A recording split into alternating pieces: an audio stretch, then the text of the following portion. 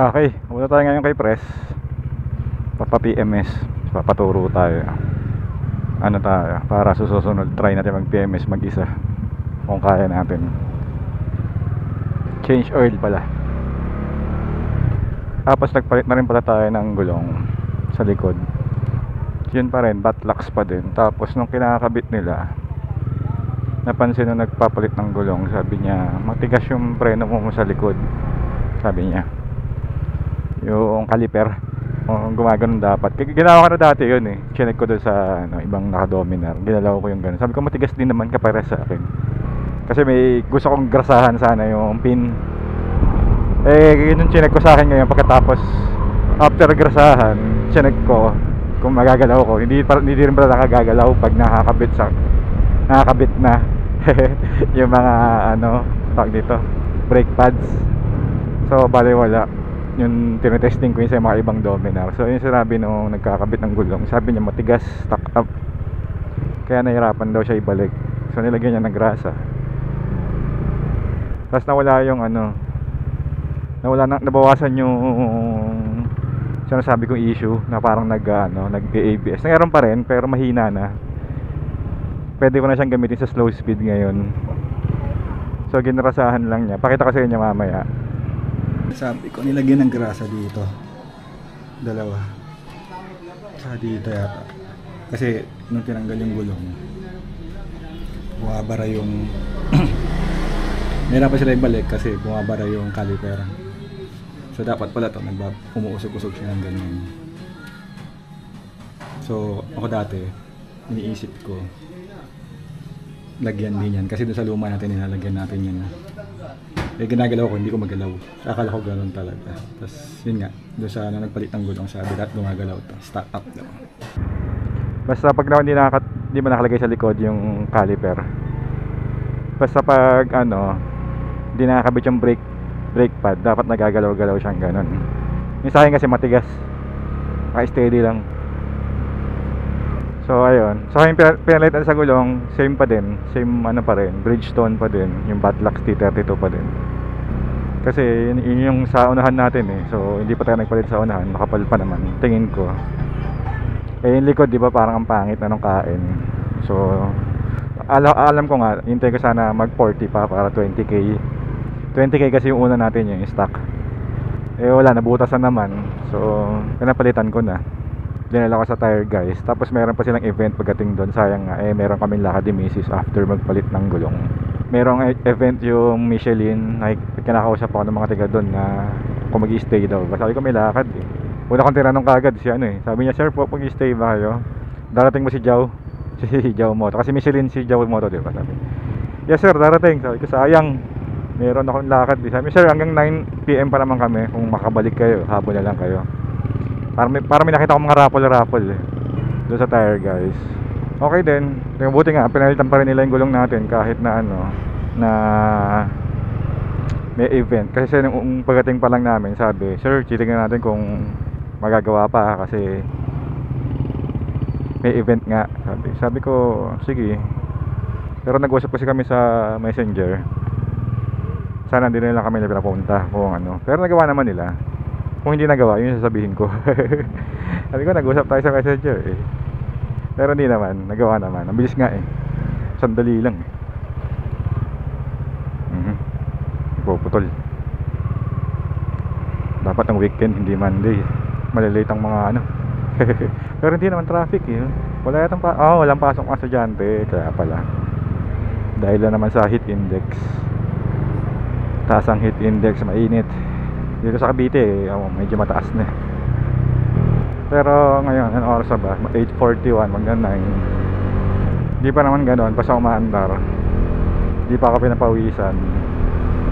Sa dire-diretso lang. Samahan nyo lang ako kay Press. Okay, malapit na tayo. Nga pala, nag-bleed din tayo ng preno. So naging successful naman. Nagawa naman natin. Hindi naman tayo nahirapan. Akala ko kasi pag nagbi-bleed iba pag may ABS. Sabi ni Press parehas lang daw. Hindi nagawa natin.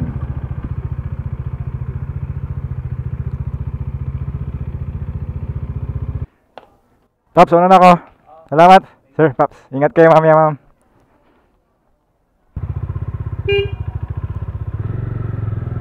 Okay, pauwi na tayo. Nagpaano tayo kay Paps Rest JC ng PMS.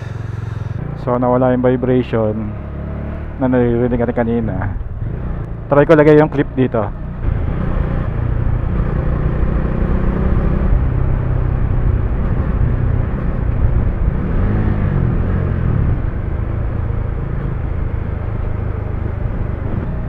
Try ko isingit yung clip para marinig nyo yung vibration. Ewan ko lang kung rinig ng camera kanina. Bale, ang inayos, ang na-discover ni Pops na vibration, yun sa footpeg ng angkas, maluwag. Nawala nga. Napansin ko siya kanina pag nag-aarangkada eh. Pakita ko sa inyo mamaya pagka dating sa bahay. Hindi ko na na-videohan kasi kwentuhan kami. Tsaka wala ka talaga dapat akong balak i-video. So meron din nakita si Pops dito sa gilid. Sa gilid ng body. Nilagyan niya lang ng foam ulit. So nawala nga siya. Thank you kay Press. Alam nyo namang ano tayo sa vibration. Na ano tayo. Hindi tayo mapakali. So okay na. Nawala na talaga siya. Pati yung hangin mainit. Nakaitim pa naman. O naka all black pa naman tayo. Di ko napansin. All black pala yung nakuha kong damit. Ayos, bagong change oil. Ang ganda na naman ng ano, pa nagkakambyo. Smooth na naman yung makina. Sabagay, di natin maano kasi smooth na naman yung makina eh. So yung vibration di natin tatansya. Mas ma-vibrate pagka ano eh, luma na yung langis. So 38 kilometers odo na si Xiaomi. So sa susunod na change oil, dapat tayo mag-change oil. Tinignan ko na maigi kung paano change oil. Paturo na ako kay Press. Kaso papalo siya ng 40. So baka may mga ibang kailangan ng palitan, sabi ni Press. Pero isisiguraduhin ko muna kay Press kung ano yung mga dapat ng palitan. Kasi 40 na, baka magpapalit na ng air filter at oil filter. Tignan muna natin. Hindi pa tuloy tayo makapag-try mag-change oil mag-isa. Yun yung bala kong content eh. Change oil sa hindi marunong. First timer mag-change oil. Kaya doon sa isang motor natin, kaya natin mag-change oil doon. Kasi dito may tinatanggal pa sa ilalim para matanggal yung langis na naiipon doon. Ano yata reserve? Hindi ko alam eh. Kung para saan yun nasa ilalim. Kasi isang motor natin walang oil filter yun. Kaya madali talaga mag-change oil dun. Pangit yung angulo nito, nakakasilaw. Ayun, amoy ko na yung langis, nasusunog. Pero ngayon hindi na ako kinakabahan. Dati medyo may trauma tayo sa ganyan.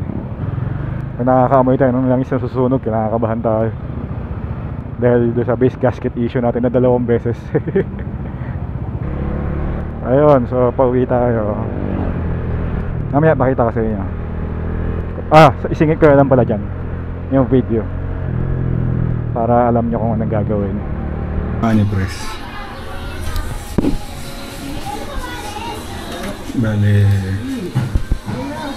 baliktad niya yung washer kasi nagbabibrate. Sige, narasahan niya. Tinanggal niya itong pin, tapos baliktad yung washer kasi tumutulong. Ganito siya check. Tingnan nyo, nagpupakpakay mo na mahina, may maririnig kang vibration. Yan. Pag wala, so okay yun. Kasi ito pa yung isa. Ito, nilagyan niya ng foam dyan.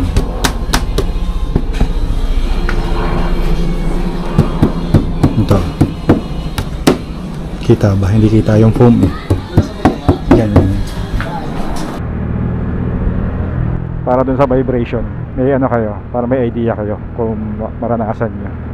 Meron kayong vibration na hindi makita. Ang nagbabibrate lang naririnig ko ngayon yung ano, box, yung mga laman. Kasi yung box naman, pag pinapukpok ko lang namang ano, vibration na ano, nangit-ngit. Kasi sabi ko kay Press, nakalimutan ko na gaano ka smooth si Domeng tumakbo. Kasi nga di ba lagi ko siyang gamit. na-realize ko lang na smooth pala talaga siya tumakbo simula nung ginagamit natin yung isang motor natin, kasi medyo hindi smooth yun.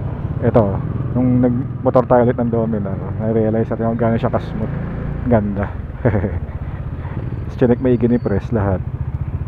Hindi ko alam na dito nanggagaling yung vibrate. Sinabi ko lang ano dito umangat to, nilagay niya ng goma sa loob, rubber foam, kagaya ng nilalagay niya dati. Kaya okay talaga doon kay press Hindi lang kung ano yung napagawa mo, yun lang yung gagawin. Sine-check niya talaga maigi lahat. Sulit talaga. Ang change oil, ang PMSI 1.8, dating 1.7. Siguro tamasa naman yung ano, hindi ko natanong kung bakit 1.7 dati, nagiging 1.8 lang naman yung pag tumataas yung presyo ng langis. Hindi naman nagtataas yung press ng ano na labor. Okay talaga doon paggawa kay press. Kaya kung taga Cavite kayo, tas Dominar, maganda talaga doon na lang kayo pumunta, kasi Dominar user din, kabisado na yan talaga. Kaya sobrang dami naman kasi talaga nagpapagawang Dominar. Sulit kasi inangat niya yung unahan, kasi sabi ko parang ano, ang pakiramdam ko kasi parang pigil yung takbo niya.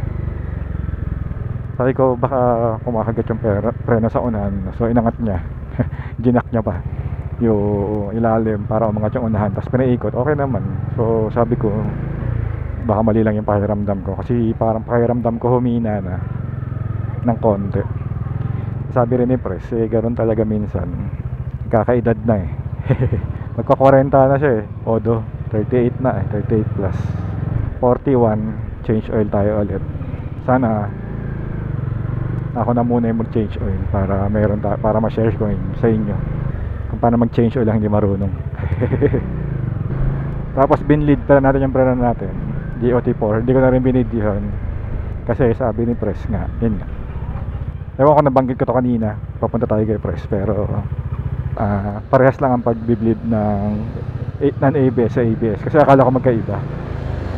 Sabi ni press parehas lang, so tinry natin. Okay naman, gumanda siya. DOT4 na ilalagay natin, ganda na siya, tigas na siya. Hindi naman sobrang tigas, pero okay na. Ayun, so dito na tapusin. Thank you ng matindi. Hanggang sa muli. Bye-bye.